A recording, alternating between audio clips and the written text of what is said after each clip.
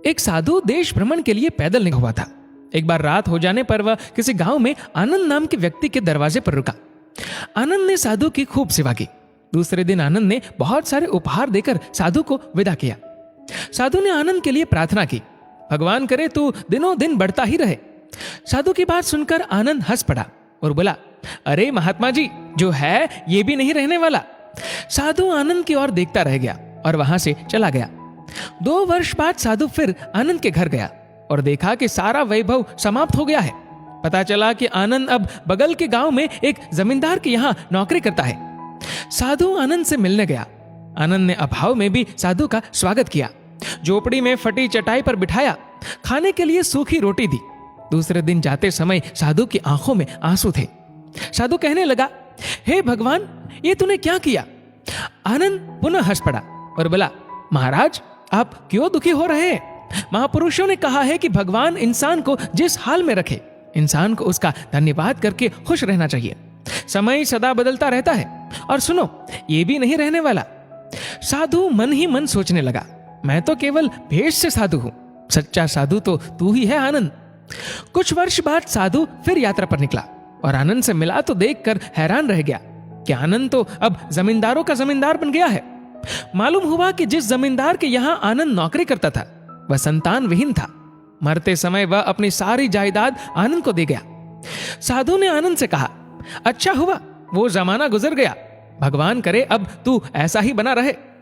ये सुनकर आनंद फिर हंस पड़ा और कहने लगा, महाराज, अभी भी आपकी नादानी बनी हुई है।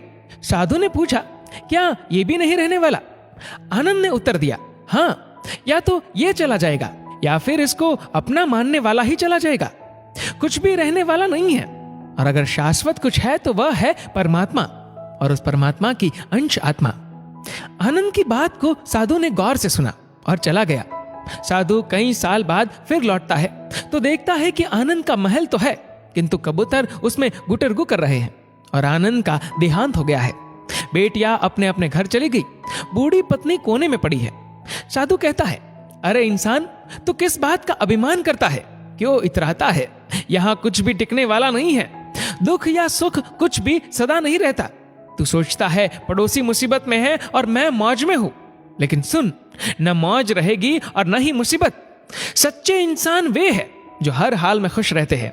मिल गया माल तो उस माल में खुश रहते हैं, और हो गए बेहाल तो उस हाल में खुश रहते हैं। साधु कहने लगा, धन्य है आनंद तेरा सत्संग, और धन्य है तुम्हारे सतगुरु। मैं तो झूठा साधु हूं, असली फकीरी तो तेरी जिंदगी है। अब मैं तेरी तस्वीर देखना चाहता हूं, कुछ फूल चढ़ाकर दुआ तो मांग लूं।